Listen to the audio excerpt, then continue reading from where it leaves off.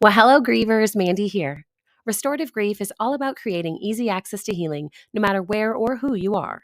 That's why I want you to remember that if you want grief support beyond a podcast, our Patreon features monthly workbooks to accompany each episode, as well as a Discord channel for more private chats and occasional bonus content as well.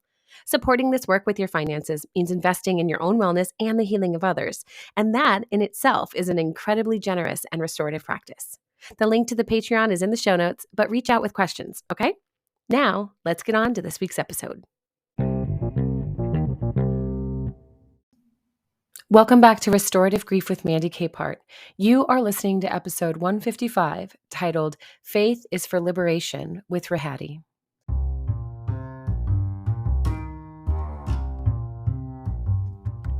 Centering marginalized voices is essential for creating meaningful and holistic spiritual growth.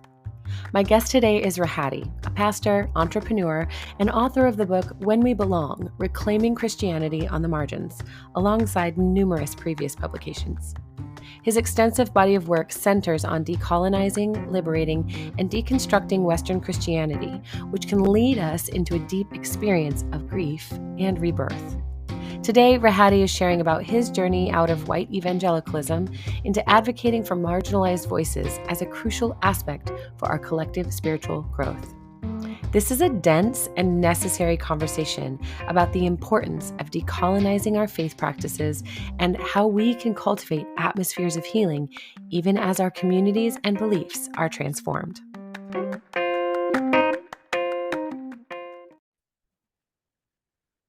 Hey, welcome back to Restorative Grief with Mandy Capehart. I'm your host, Mandy, and today my heart is just overflowing with joy to bring you one of my favorite online voices in the world of faith and deconstruction, and someone who has personally taught me so much about decolonization and liberation theory in the work of faith and grief world. So, Rohadi, thank you so much for spending time with me today.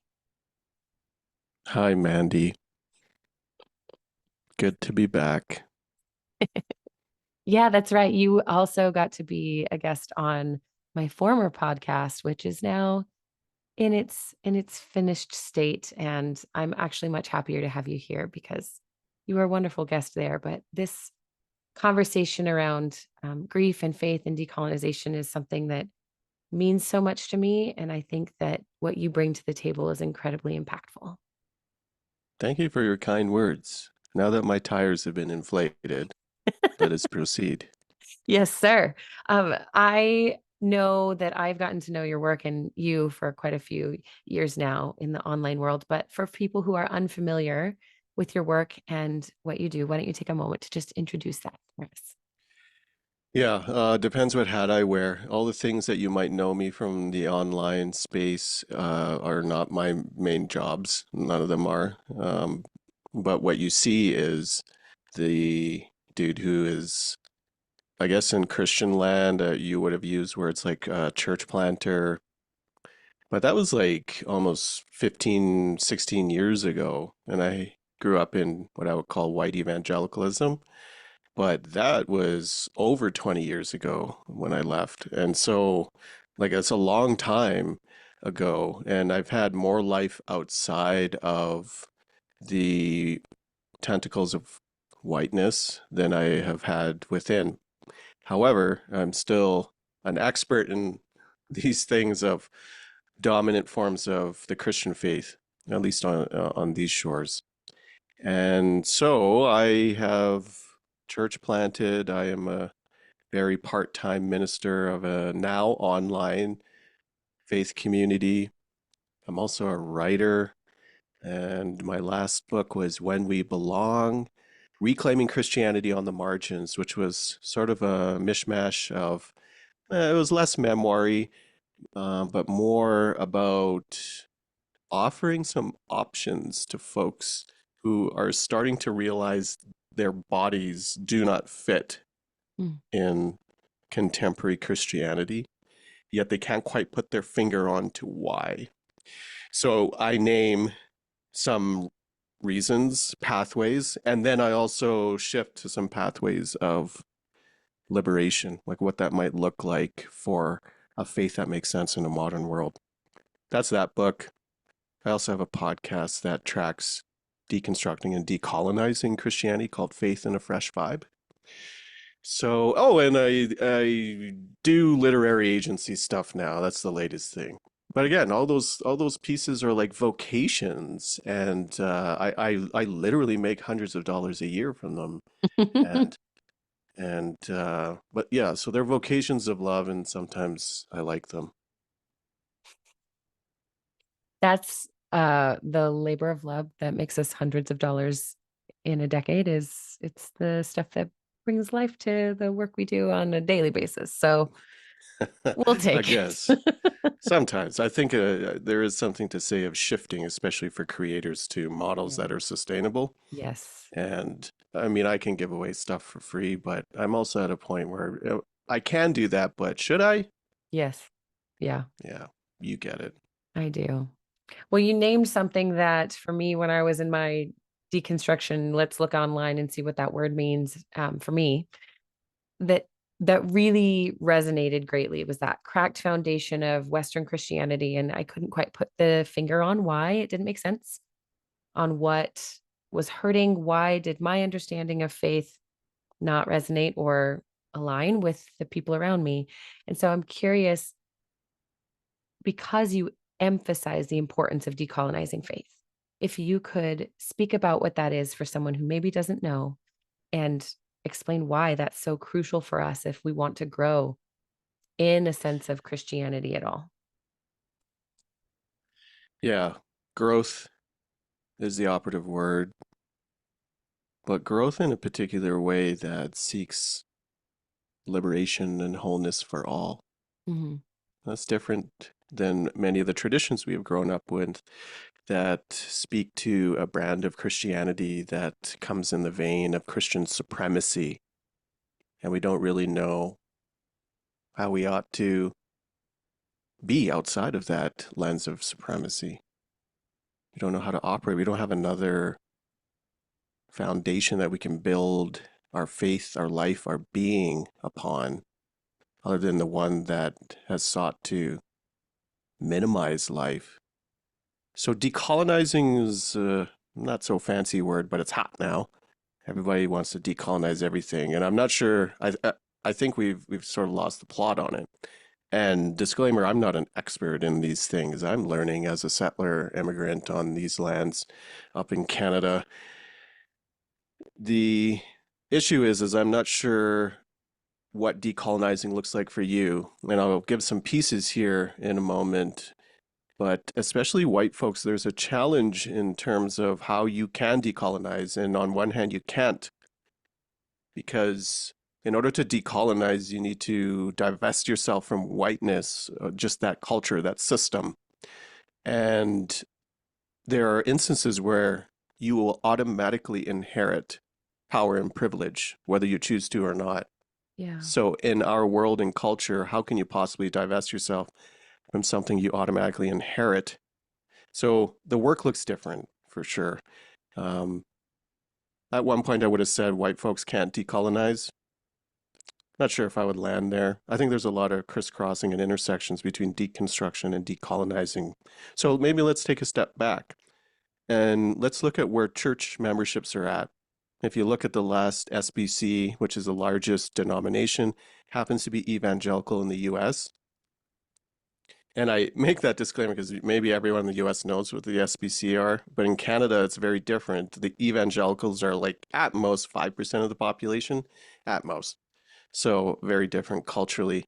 But I remember 10, 15 years ago when I was in the church planning, missional church, whatever hot word you want to use from back then. And I posited, and I had the data to say that all churches were declining. In fact, many churches, especially mainline, were declining since the 60s. So the baby boomers were the first to leave. All that to say that there are millions of people now who have left their faith. Some just pittered out, whatever. Faith just didn't match what we need in a modern world. And then there are folks who now today would identify with deconstruction or ex-evangelical. They would call themselves or draw themselves into these movements, which they were happening before, but they didn't have that name. And so deconstruction, I think, is specifically about aspects that we realize in our bodies that aren't right. And the church is producing these aspects to the point that I would say for the vast majority of people, unless you're a white male, a straight white male, what has catalyzed your question of, wait a minute, something in my body doesn't feel right in this church community is harm. And Mm. so marginalized folks, racialized minorities, though the queer folks, women, pick any intersection, at some point, something has worked against our bodies and has prevented us from living out the fullness of our humanity, which I think is the crucial component of what God wants for us and for all of creation, to live out the fullness of who we were created to be. Yet we have come to a space and place in the journey of faith where we realize that something was pushing us in the opposite direction and it wasn't right. For many folks, we have not been shaped and formed in Christianity to make sense of what the feelings in our bodies are. We've actually Right, been built to mistrust our bodies. right. They're profane. You are supposed to deny yourself. If you are a woman, then or a girl, then there's even more parameters in place of what your body is supposed to do and function in the the tent. I was trying to figure out of a worse word to use, but in the body of patriarchy, and it makes you less than. So for whichever intersection there is, and for men who are deconstructing, usually it's more of a, especially white men, it's a more of a thinking or cerebral enterprise. Mm. You know, something just didn't make sense, evolution or some theological rationale. But for everyone else who've been pressed to the margins for some reason because they don't fit the dominant gaze in the majority of churches, denominations in the West, we know in our bodies that something ain't right. It's pressing against us. So deconstruction is starting to drag what has been caught in the darkness behind the veil into the light so we can make sense of it and name it. And so naming, I think, is around the early parts of deconstruction. Naming the harm so you can make sense of it, both so you don't reproduce it and go back to it, but also once you name, you can start this process of healing and divesting from all that seeks to make you less whole. It's so fascinating to hear you summarize that beautiful piece with divesting from that which makes you less whole, when the entire proclaimed purpose of faith is to create wholeness, right? Or alignment. Well, okay, so I say that and I'm like, wait a minute. That was not Yeah, always are you what sure? was handed to Is that what me. they said? That's my that's where I land, and that's where I have Today. always tried Yeah. to come to faith from.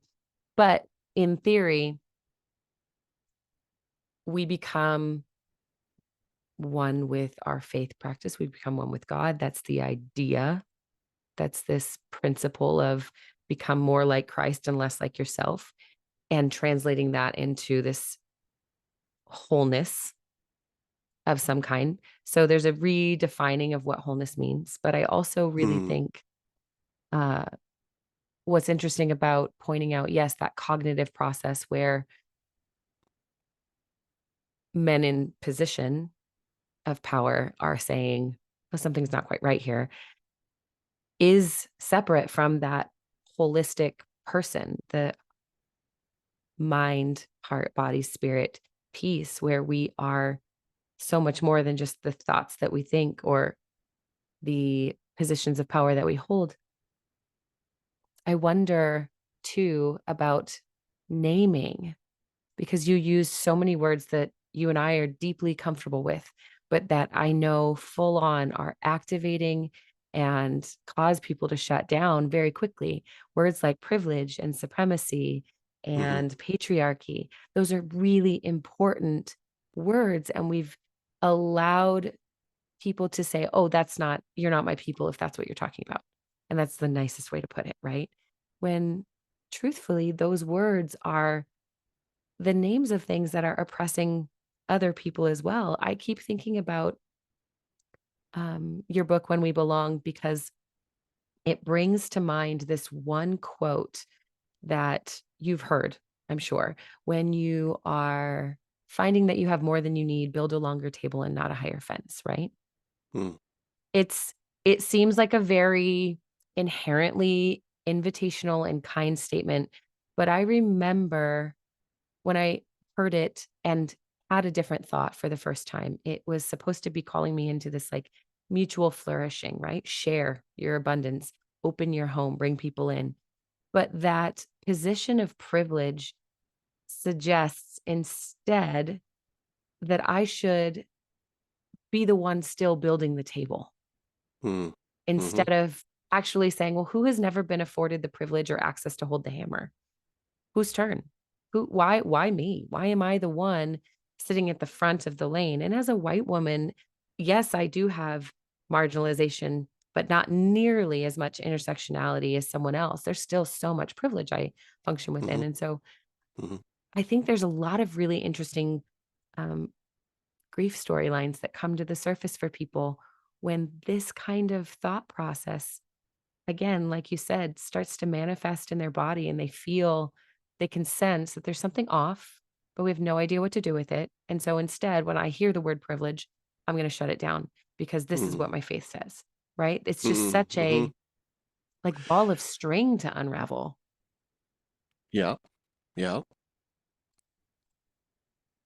To go back to your metaphor, so much of the dominant gaze culturally, but let's just pick the church. It comes through a lens of you have the tools because really, when it comes to resourcing, cash, um, assets, you do.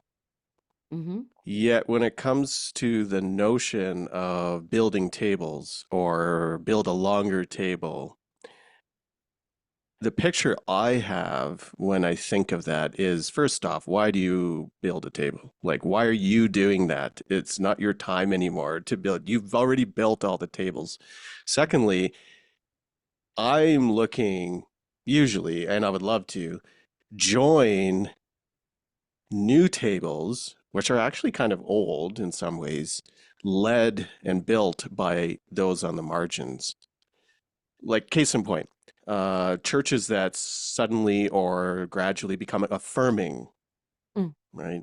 Mm-hmm. That's an affirming church. What it's not, and what you divulge by saying affirming, is that you're actually not queer led. Mm-hmm. So I'm interested in the table that the queer folks have already built and are already leading at. And my job is to figure out how I can play run support and just join the thing that's already on the margins, has already been built, rather than to assume that it hasn't been built or that it needs my help to be built. So that's totally different in the approach of what we do with these tables. Now, to go to the notion of what I hold in my body, yeah. And I don't really spend too much time with folks who bristle at the notion of privilege or supremacy, or like that's just not my focus anymore because I don't have the energy to spend for folks who are just figuring out these things for the first time.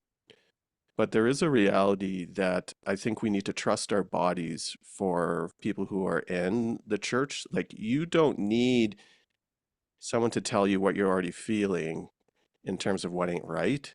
You perhaps need affirmations to trust that feeling that's deep down inside or that has been pushed down. Mm-hmm. So there's a grief of what you have experienced and incurred in church communities that are supposed to be safe.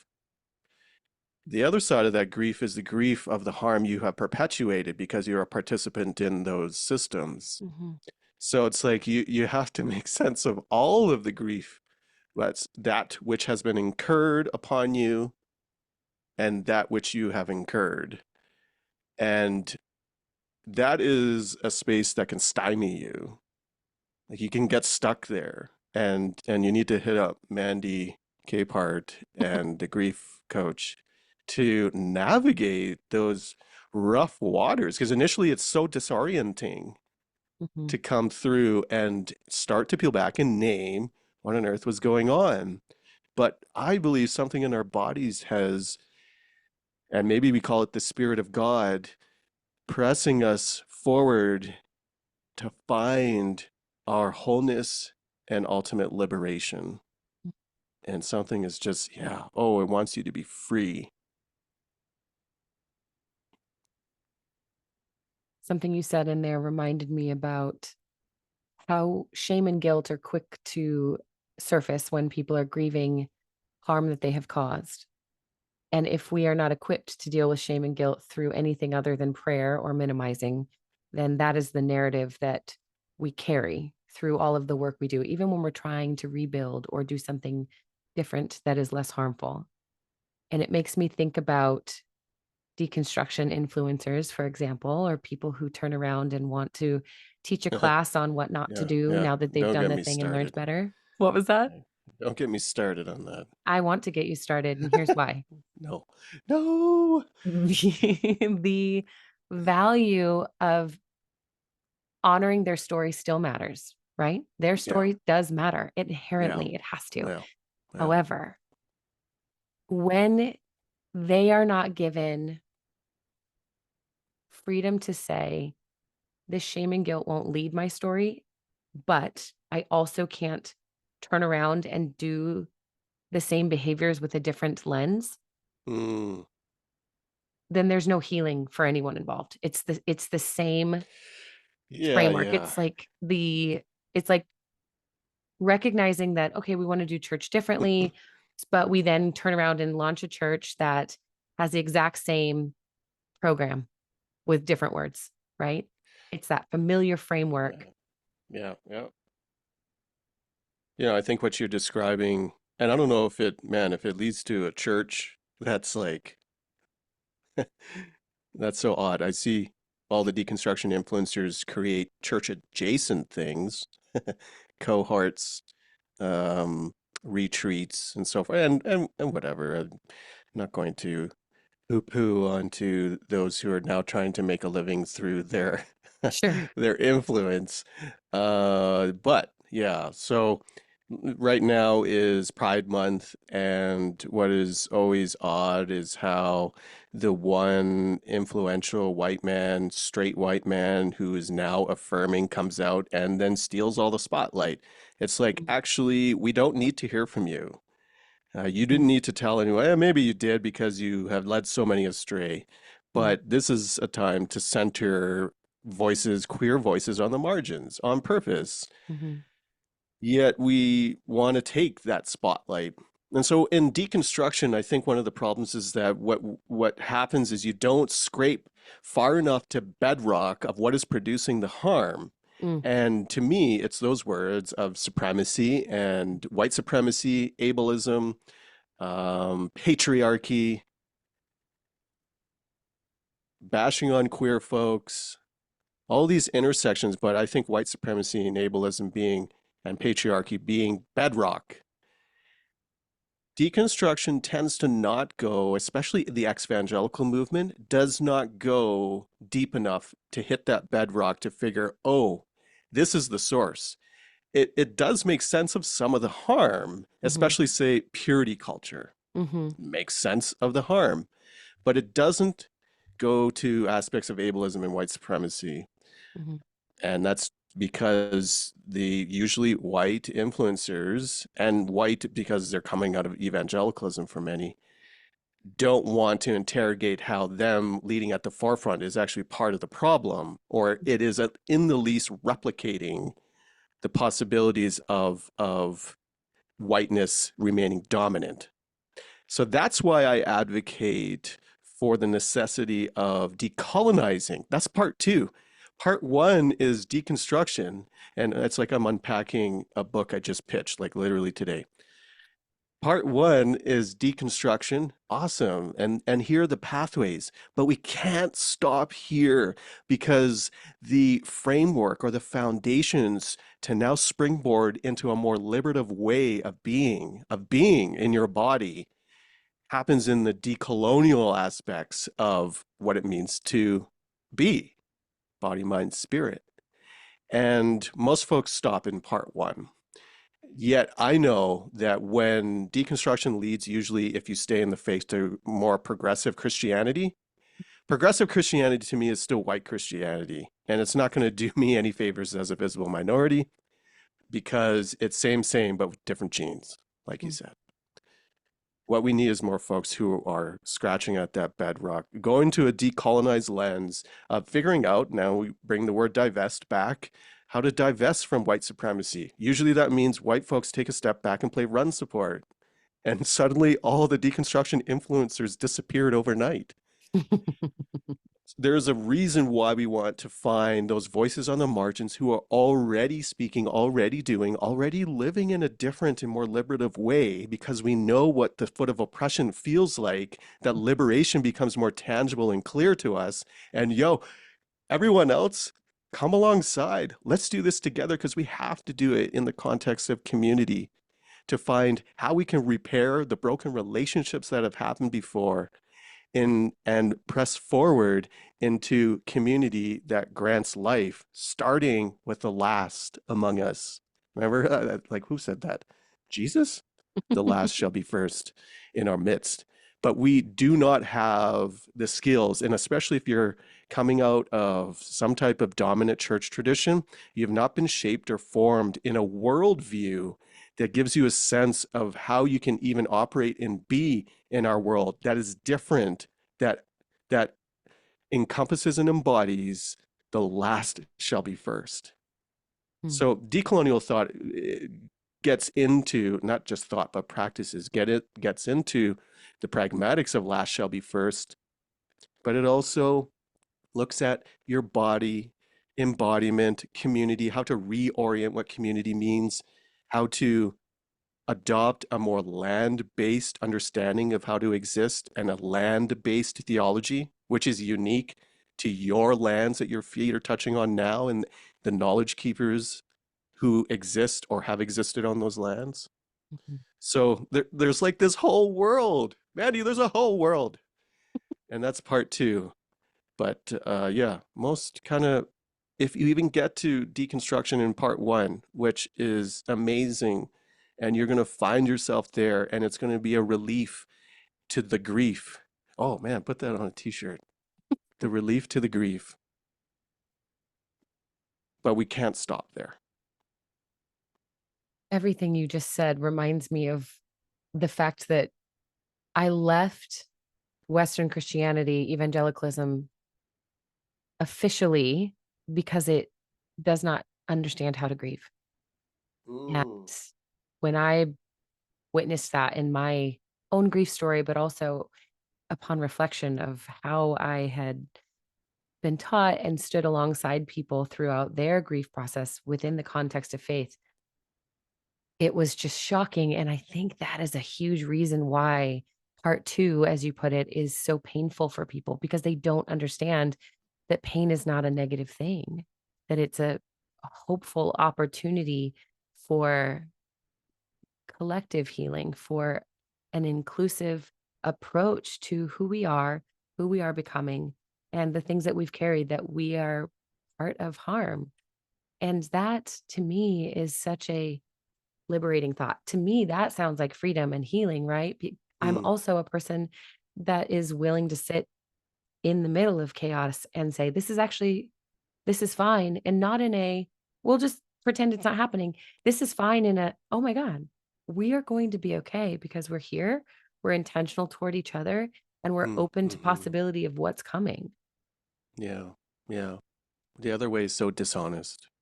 Mm, It lacks a capability of being vulnerable, hmm right? You're a past Do we say lapsed or past worship leader, right? I say former most of the time. Okay, former. Okay, former worship leader. And Yeah. as a former worship leader, you know it's called praise and worship. Yeah. 52 weeks a year, not grief and lament.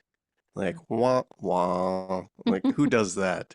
Now I'll go to the other church that's praise and worship 52 weeks a year. There's no relief to the grief in those contexts, and it's a dishonest community. You can't even be your full self. You can't even hold all the hard things that are happening, and that's when you need community the most.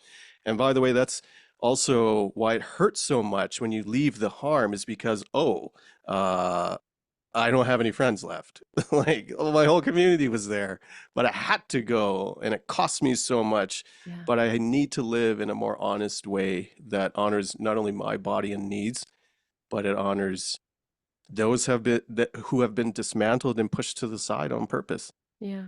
It's interesting you say it that way too, because I recently had a moment where, without dishonoring or diminishing anyone that I've known in the last 20 some odd years of in evangelical world, I recognized, oh, they weren't friends. Oh yeah, yeah. Ouch, eh? Right. Or that's not all, right? It's not a blanket statement. But when I look back to these people that I consistently thought, we'll say that there was 100 people. And at the time, I would have called 100 people friend. I probably would have called 100 people family, Yeah, because yeah. the definition Yeah. offered to me at the time of Uh, friend and family held mm, obligation, held service, mm, held conditions and proximity mm, as necessary attributes to defining friendship. And the more I sat with getting to know myself on both sides of losing my mom and grief and transformation on all fronts, the more I recognized, oh, friends have to know you. I don't know that they knew me, mm, because part of me that would come out, like my irreverent part, was consistently not welcome, mm, consistently, especially as a worship leader, especially as a small group leader, right? mm, And I mm. think that part of the grief work we do on the other side of stepping away from a community, especially when our identity and our faith is wrapped up in that community, is really wrestling down, well, who am I now? And where am I heading? And what is okay to let go of? What is okay to say? What mattered then was defined by other people's values and other people's needs and wants from me, not Yeah. by the human they saw in me. Mm, dang. Mhm. And your story is unfortunately so similar to anyone who has processed their way out of the community that they have called home, Yes. and that you find out that, wait a minute, did we even know each other? And these dudes pieced out in a hurry, and I thought we were going to be friends for life. Yeah. Like, that's such a sad story that has been replicated over and over again, which should be a clue, in the very least, that something ain't right in the house. Yeah. Rohadi, I have a question, and you've kind of answered this in some degree, but my question is around, like, what practical steps faith communities can take, knowing that knowing that business and income and survival is dependent upon their roles, right? A lot of people are paid by church communities. So walking away might not be the option financially. However, if they're in a position where they are realizing what we built is harmful, what we built doesn't need to remain, what are some of the practical first steps you would offer to those leadership groups that are recognizing, oh dang, Yeah, and where they can head, like what they can, resources that they can start looking at yeah, without turning that's it into a church-wide book study? it's so far I've kept in my mind not the leaders. So everything I've said, although applicable to the same experience that leaders have, it's been Mm, to those in the parish or in the congregation, mhm. because leaders are different. On one hand, pastors are underappreciated, underpaid. Yep. On the other hand, because of what you just named, that they don't have transferable skills to go do other things and they are getting paid to pay the mortgage. And there are pragmatic reasons why you can't change Yeah. too far in churches. On one hand, you have to deal with the tension that you are part of the problem. So you, Mandy, you asked the wrong person about this. Mm-mm. That you're part of the problem, and I don't think, although the local church has the most ability to initiate some type of change for their local congregation compared to, say, a denomination, I don't think that churches can embody significant change. At best, they can change incrementally. So at best, you can only lead the church to one small step, one small step of change in the right direction, one choice, one act, one moment, which in some ways is a good practice of going in the opposite way of what culture and whiteness demands, which is solutions now.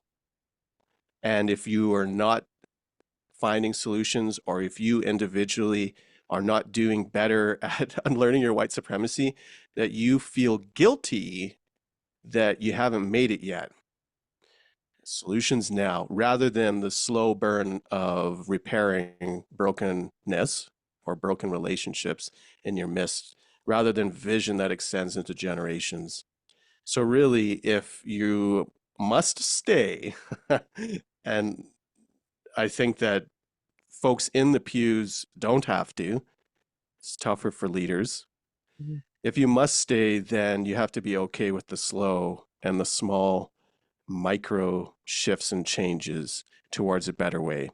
Churches here in Canada, because we are more focused towards reconciliation with Indigenous folks, they might embody more land based theology. They might embody some of the teachings around the Truth and Reconciliation Commission, just these ways of reconciling, and they will do so slowly because the most liberal institution or denomination, which is the United Church in Canada of Canada here, they've been doing this for decades upon decades upon decades, and they do it so poorly, and they're still bleeding people at the seams.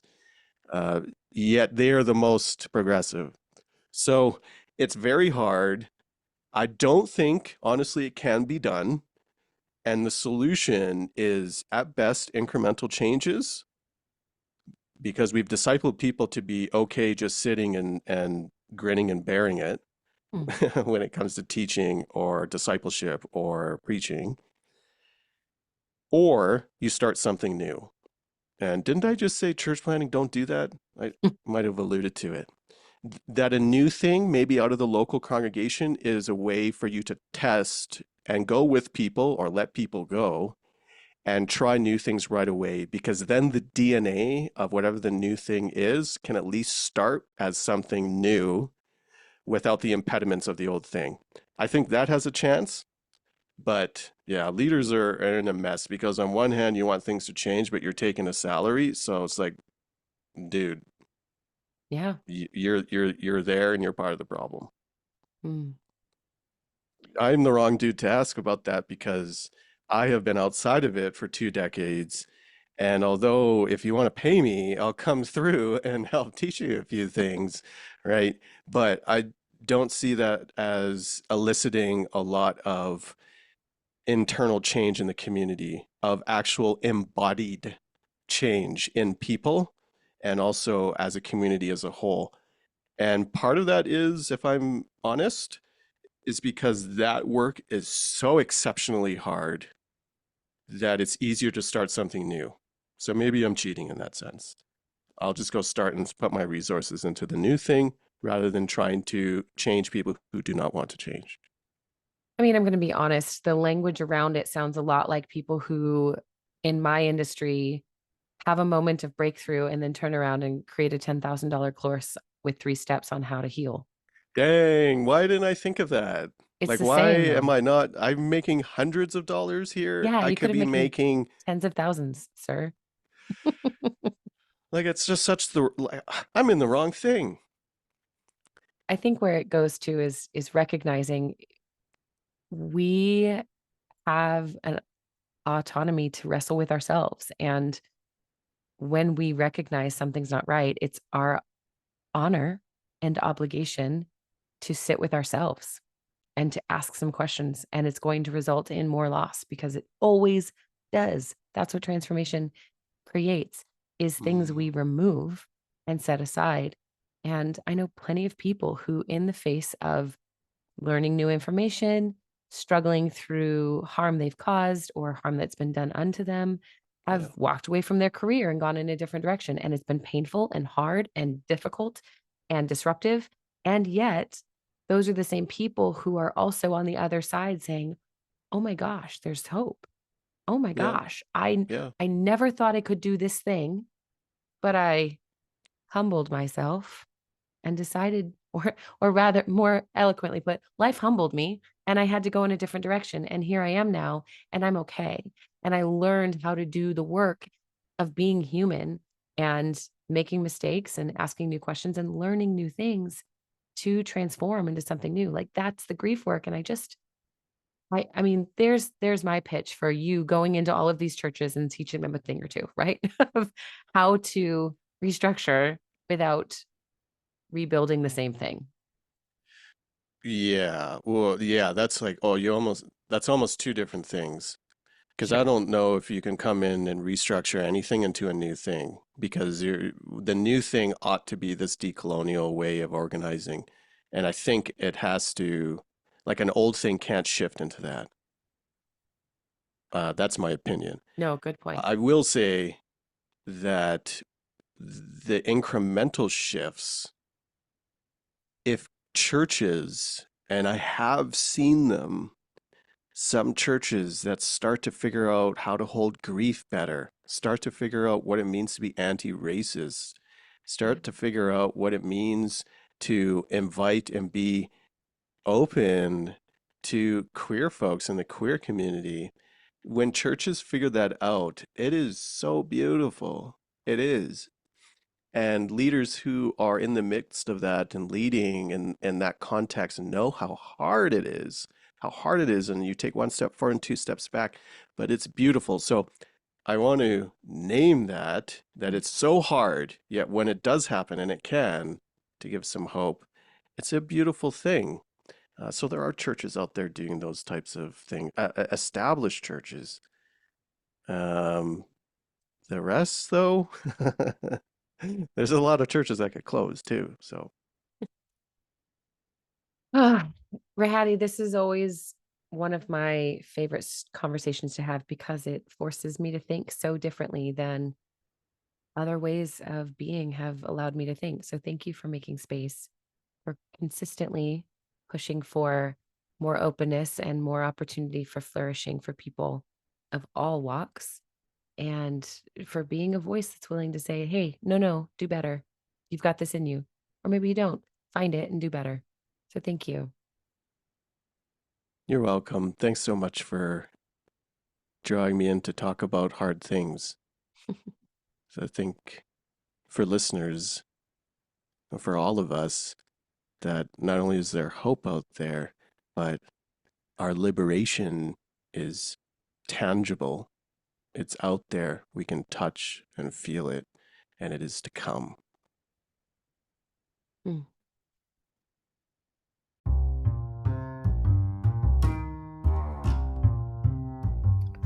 Thank you for listening to episode 155 of Restorative Grief. I always enjoy conversations with Rohadi because I'm allowed this space to wonder and given permission to be wrong.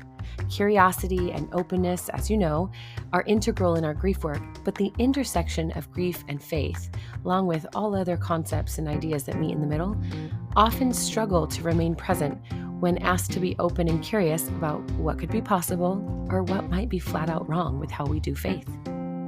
I hope you appreciated this rich and challenging conversation about liberation for all. Grief work is the gateway to healing on all fronts. If this is your first time listening to the show, I am so grateful you're here, and I hope you gained a nugget of wisdom from my insightful friend. Be sure to subscribe to the show and continue listening to future essays and interviews each week. And to hear more about Rohadi's work and insights, you can tune into his podcast, Faith in a Fresh Vibe, where he explores these themes in greater depth. Check out the show notes for links to his podcast as well as his book, and of course, there are links for the other offerings with restorative grief as well. And before we go, as always, one last thing. Please remember, the only solution for grief is to do the work of grieving. Thank you for listening. I'll see you next week.